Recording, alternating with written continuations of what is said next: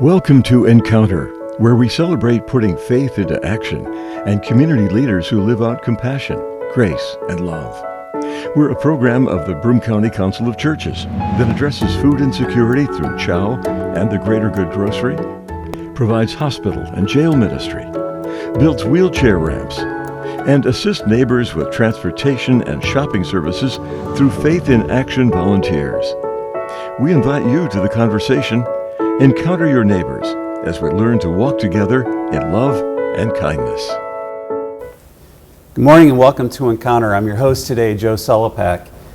I get the privilege of meeting ministers around the community who serve congregations that belong to the Broome County Council of Churches.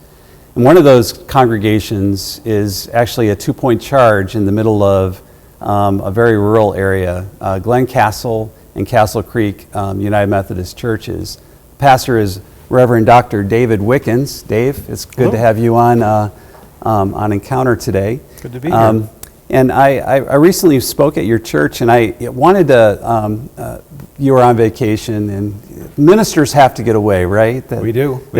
Step back. Yeah, they have to step back. And so I got to fill the pulpit for you, and it got me thinking a little bit about, well, you know, what does ministry in that area between Glen Castle and Castle Creek is probably what, like 5 or 6 miles separating the two churches? Yeah, 3.5. 3.5 miles, and that area is kind of an interesting area. It's connected to Binghamton and to Whitney Point a little bit, but you want to, like, what is it like being a pastor of a church in that area?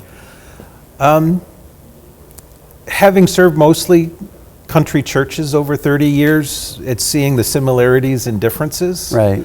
That in some ways, technically, Glen Castle is a Binghamton zip code and address. Right. And they're just off the beaten path from Nimmensburg, but they truly see themselves as a little country church. Right. Just 1.5 miles off being the thick of it, but they still see themselves as a country church. And Castle Creek still sees themselves at the southern end of the Whitney Point school district and area. So they're only 1/4 mile from the 81, but they too see themselves literally just off the beaten path, but they still take that identity of being country churches and having that character and mentality. So let's talk a little bit about that character and mentality of a country church. What is it? What makes a church a country church?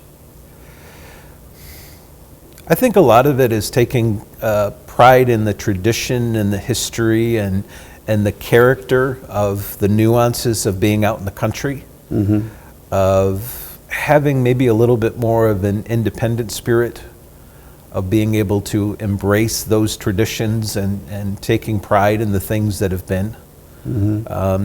Smaller communities, families and communities, people often knowing each other, being aware of each other, for better and or worse, knowing some of what goes on in each other's lives, but also caring for each other, praying for each other, and often in ways seeing if there's a need, looking out for each other and taking care of each other. And there's got to be a lot of boundary crossings or family crossings or other kinds of stuff that kind of go on in that aspect, right? There's a lot of families and extended families within a church and often between churches. Right. So it's realizing there's family connections that often happen between congregations as well. So between like Glen Castle and Castle Creek, are there those family connections? There are some distant family connections and bounds and people who work together and are actually neighbors together, but for various reasons have gravitated to one or the other churches. So. Right.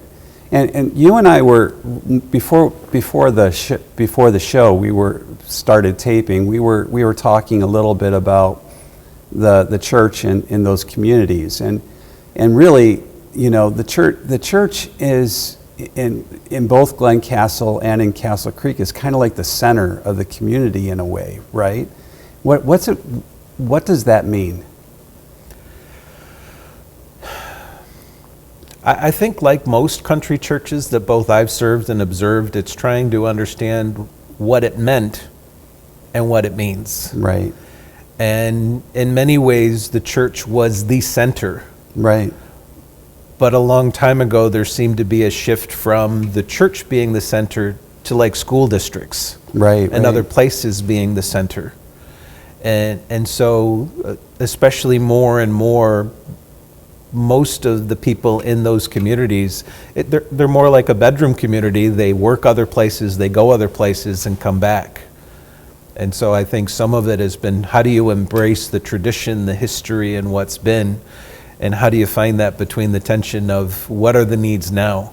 Because most of the people that are currently working are probably working in Binghamton or Whitney Point or someplace else, right? Right. So they then in a way it has that suburban quality to it. Do you think, or? I think in some ways. Mm-hmm. I think especially Castle Creek, for whatever reason, has a little bit more of that suburban character and people coming and gathering together as a community on Sunday to see how their weeks have gone, what's going on, the joys and struggles. And right. But the average age of those congregations is pretty high, I think, right now.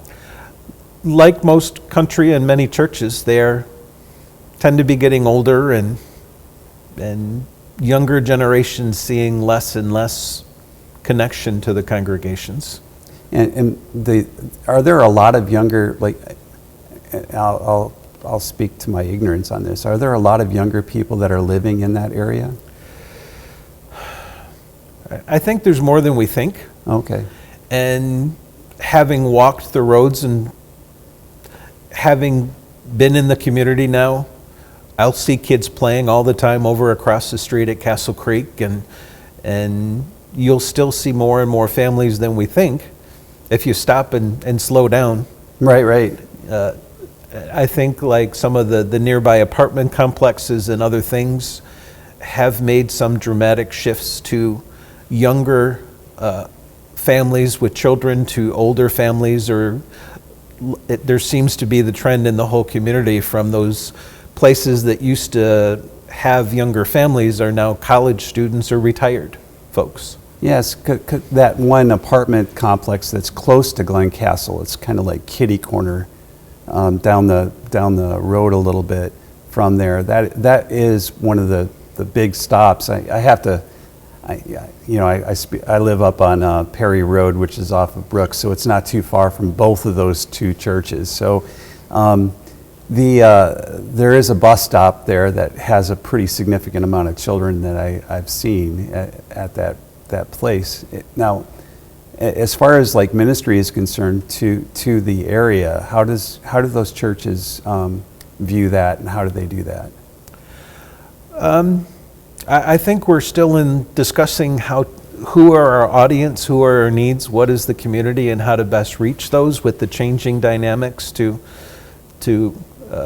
figure out how to adjust to that, not just the changing dynamics, but with society changing so much. We've almost learned on a case-by-case basis, how do you create opportunities or events, realizing that now the church has or could or should adjust to, for example, school schedules. Well, yeah. Versus this is when we're doing things, what we're doing, and everybody else has to adjust. Right. And school is used to being the center of attention, because everything revolves around the school at the moment.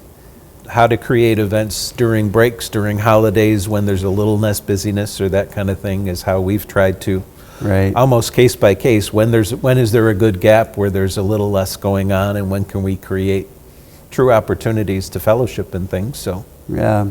And before and this is a kind of an interesting conversation. So as you're talking, you've been indicating that there is the what was and then the current idea of what is. It's an interesting theological discussion that we could have on this as far as like where God is calling us, or what God is calling us to be in relationship to these poles. Do you want to talk a little bit about that? Like, where are we in relationship to our past, and what is God calling us to in our future as far as like a church is concerned? And how does a pastor navigate that?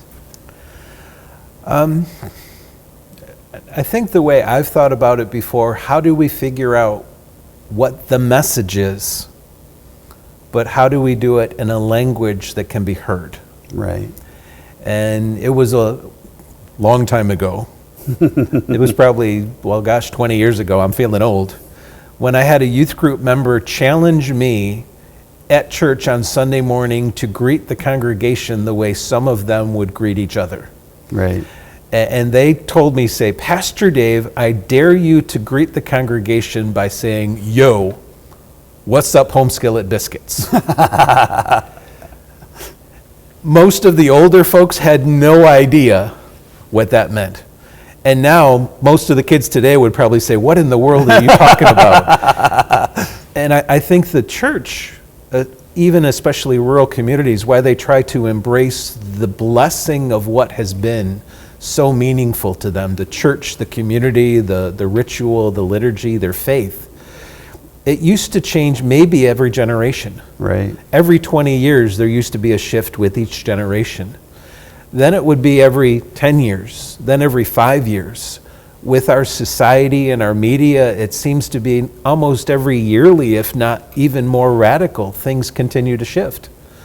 And trying to keep up with that shift is something that I would say while I think Glen, Castle, and Castle Creek, they've wrestled with it, they've struggled with it, I've been amazed, especially for better or worse during COVID, how openly they embraced. If we're going to survive, if we're going to get the message out, we need media.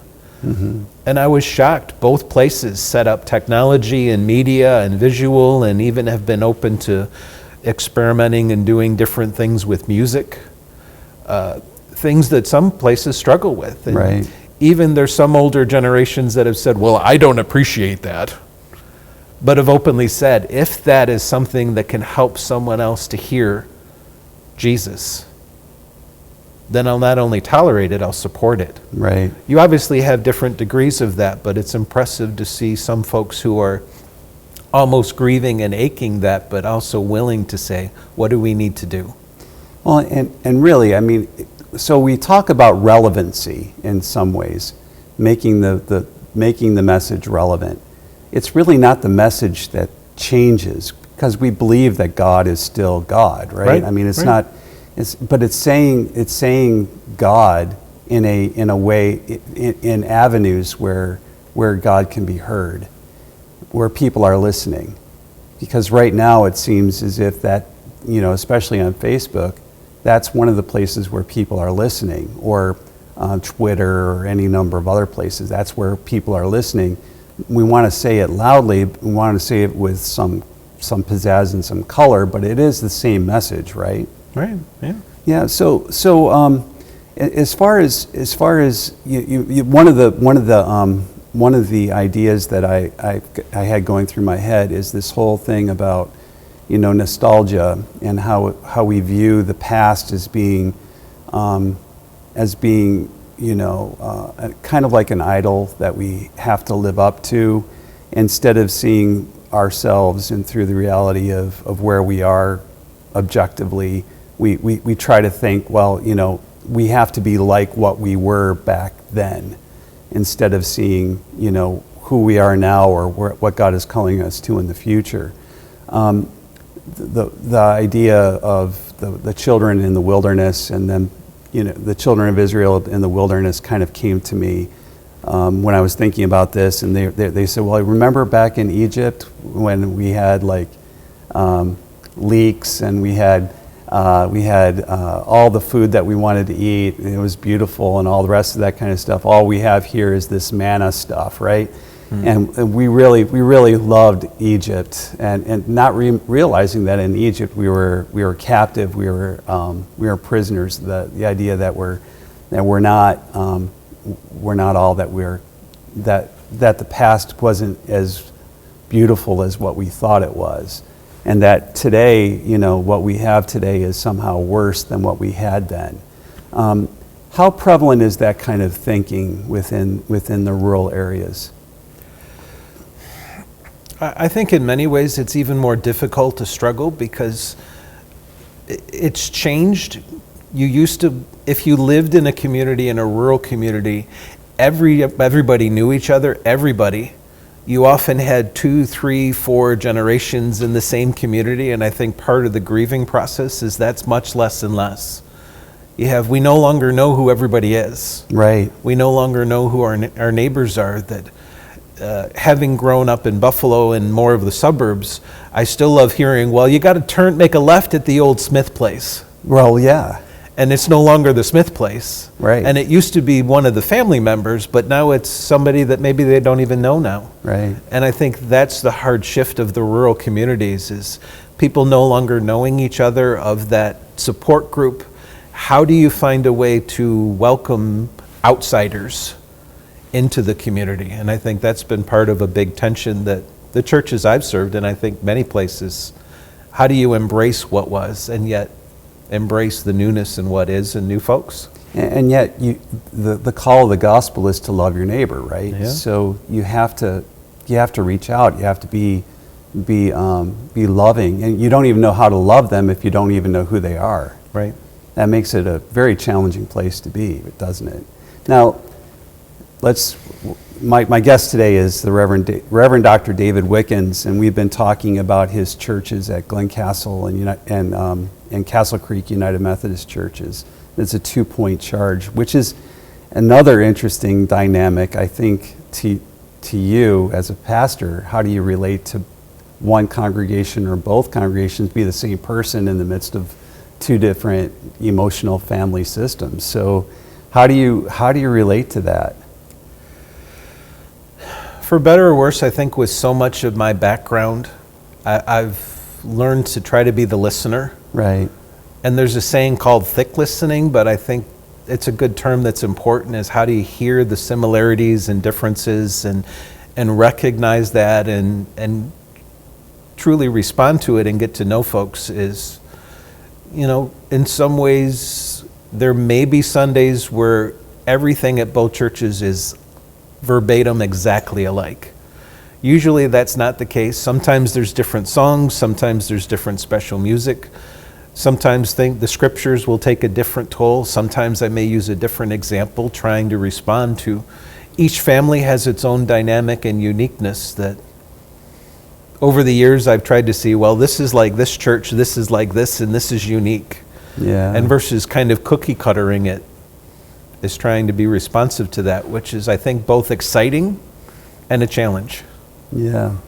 And it's got to be, and their unique qualities have to make for interesting, like the purpose of the church itself. It must, and how the church operates within the community and how it views outreach and all the rest of it. They have to kind of be a little different from each other at that point, don't they?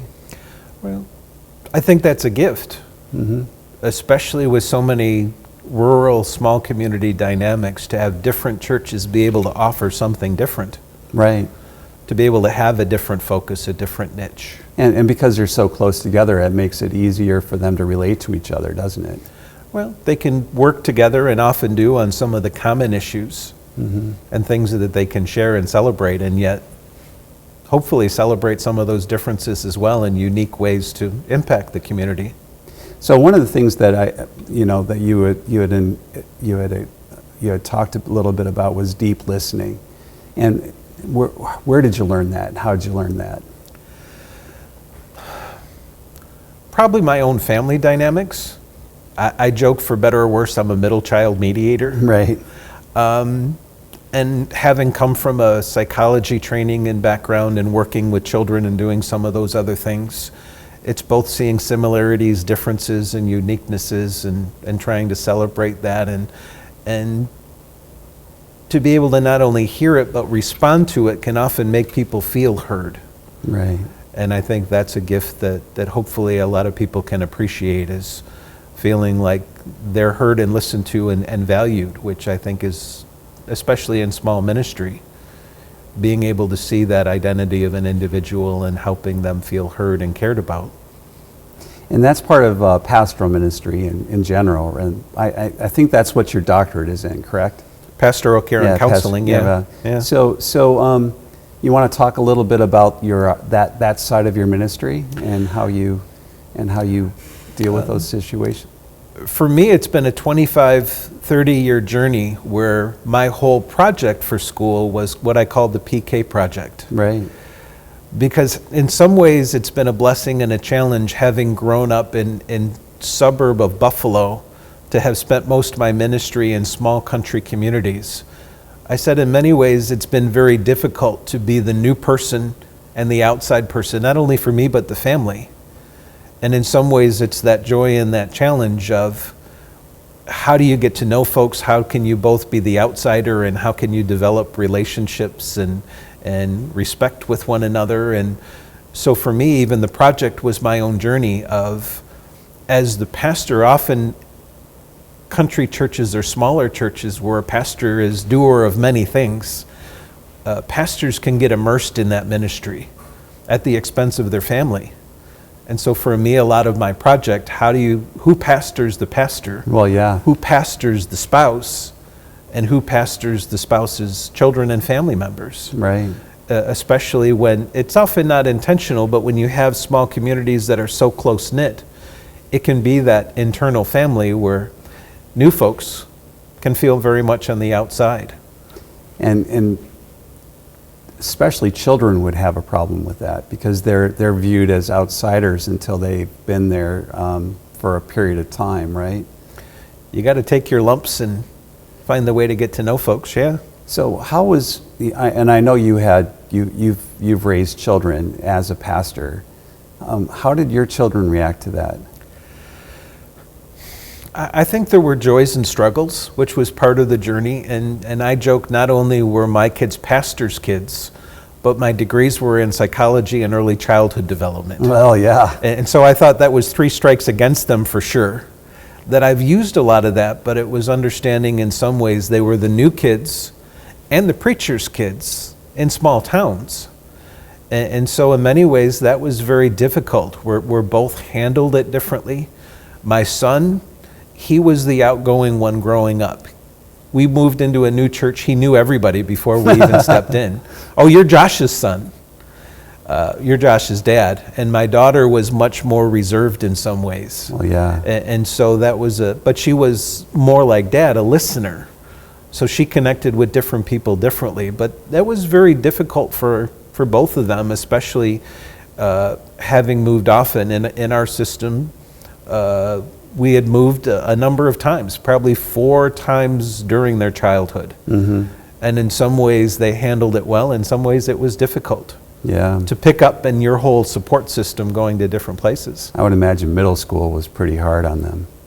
It was, middle and high school were not easy things. Yeah. Well, that's the same with my children, but we moved in when my kids were both going into middle school. One was 5th grade, the other one was 6th grade, and we ended up moving here, which was hard for them to kind of adjust to as well. So it was, but then once they adjusted to it, it became home, and it became part of their life. But it was a little bit more interesting, I think, even for my spouse, my wife. Oh, sure. And I'm sure that you must have had similar issues with coming into new churches with your wife. There were uniquenesses. In some ways, being the listener, my wife is the outgoing one. Oh, right. So in some ways, she will jump in and get to know folks. But the hardest part, as I've discussed, and even in my research in school, how do you still find the appropriate boundaries? Right. As a pastor in those things, and still find boundaries as a pastor and a person, and having your support group, but what's appropriate and those kind of things are often challenging areas. Now you do a lot of pastoral care then, and pastoral counseling, that kind of thing.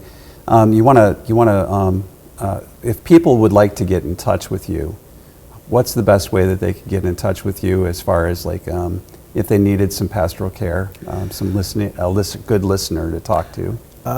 Probably the easiest thing is if you've got my information, look up David Wickins on Facebook, track me down or send me a message, and we can do that. And in rural communities and especially other places where nowadays with mental health, you can wait 6 months or to a year for appointments.